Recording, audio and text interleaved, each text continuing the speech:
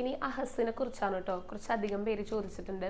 അതായത് അഹസ് ജോലി ലഭിക്കാൻ വേണ്ടി മാത്രമായിട്ടാണോ ചെയ്യണത്, അതേപോലെ തന്നെ അഹസിൻ്റെ പ്രസാദം ഏത് സമയത്താണ് നമുക്ക് വാങ്ങിക്കാനായിട്ട് സാധിക്കുക, ഏതൊക്കെ സമയങ്ങളിൽ വന്ന് വാങ്ങിക്കണം, പിന്നെ അഹസ് ഷീട്ടാക്കി കഴിഞ്ഞാൽ ദർശനം കൂടെ ലഭിക്കുമെന്നും കൂടെ ചോദിച്ചിട്ടുണ്ട് കേട്ടോ. അപ്പോൾ അതിനുള്ള എല്ലാത്തിൻ്റെയും ഉത്തരങ്ങൾ ഒരുമിച്ച് നമുക്ക് പറയാം. ആദ്യം തന്നെ ഏറ്റവും പ്രധാനപ്പെട്ട ഒരു സംശയമാണ് അഹസ് ഷീട്ടാക്കി കഴിഞ്ഞാൽ ദർശനം ലഭിക്കുമോ എന്നുള്ളത്. അങ്ങനെ ഇല്ല കേട്ടോ, അഹസ് ഫ്രീ ദർശനം ഇല്ല. അഹസ് ഉദ്ദേശിക്കുന്നത് ഭഗവാന്റെ ഒരു ദിവസത്തെ എല്ലാ പൂജകളിലും നമുക്കൊരു ഭാഗമാകാനായിട്ട് സാധിക്കാം. നമ്മുടെയും കൂടെ വകയായിട്ട് ഭഗവാൻ എല്ലാ പൂജകളും നൽകുക, അതാണ് ഉദ്ദേശിക്കുന്നത്. അതുകൊണ്ട് തന്നെ എല്ലാ പൂജകളുടെയും പ്രസാദവും നമുക്ക് ലഭിക്കും. ഈ ലിസ്റ്റിലുള്ള ഇത്രയും പ്രസാദങ്ങൾ നമുക്ക് അഹസിന് ലഭിക്കും കേട്ടോ. ഇതിവിടെ സൈഡിൽ കാണിക്കാം, അപ്പോൾ എല്ലാവർക്കും മനസ്സിലാകുമെന്ന് വിചാരിക്കണം. പിന്നെ ചോദിച്ചിരിക്കുന്നത് അഹസ് ചെയ്യുന്നത് ജോലി ലഭിക്കാൻ വേണ്ടി മാത്രമായിട്ടാണോ എന്ന്. നമ്മൾ ജോലി ലഭിക്കാൻ എന്ത് വഴിപാടാണ് ചെയ്യേണ്ടതെന്ന് ചോദിച്ചു കഴിഞ്ഞാൽ അഹസ് ഷീട്ടാക്കിക്കൊള്ളാനായിട്ട് പറയാറുണ്ട്. ഒപ്പം കൃഷ്ണനാട്ടും പറയാറുണ്ട്.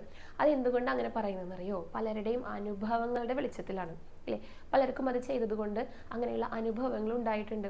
അപ്പോൾ കൂടുതൽ അനുഭവങ്ങൾ ഉണ്ടാകുമ്പോഴാണല്ലോ നമ്മളത് മറ്റുള്ളവരുടെ അടുത്ത് പറഞ്ഞു കൊടുക്കുക. അങ്ങനെ പറയുന്നതാണ് കേട്ടോ. എന്ത് ആഗ്രഹത്തിന് വേണ്ടിയിട്ടും നമുക്ക് അഹസ് ഷീട്ടാക്കാം.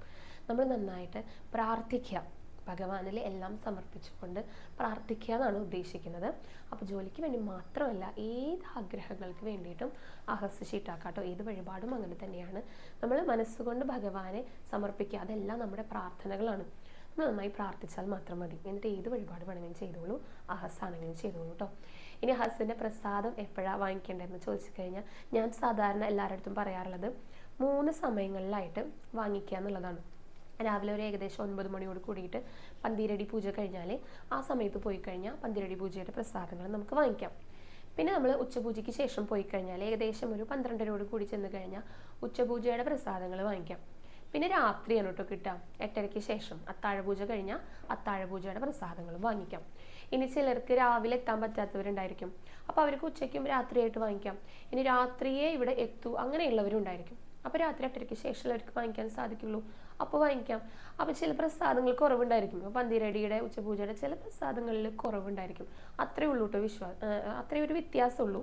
അപ്പോൾ രാത്രി വന്നിട്ടും വാങ്ങിക്കാം. അപ്പോൾ ഇത്രയൊക്കെ കാര്യങ്ങളാണ് അഹസിനെ കുറിച്ച് പറയാനായിട്ടുള്ളത്. മുൻകൂട്ടി ബുക്ക് ചെയ്യേണ്ട ഒരു വഴിപാടാണ്, ആ ഒരു കാര്യം പ്രത്യേകം ശ്രദ്ധിക്കണം കേട്ടോ. ഇപ്പം നാളത്തെ അഹസാണ് നമുക്ക് ചെയ്യേണ്ടതെങ്കിൽ ഇന്ന് ഉച്ചയ്ക്ക് 12 മണിക്ക് മുൻപായിട്ട് നമ്മളത് ബുക്ക് ചെയ്തിട്ടുണ്ടായിരിക്കണം.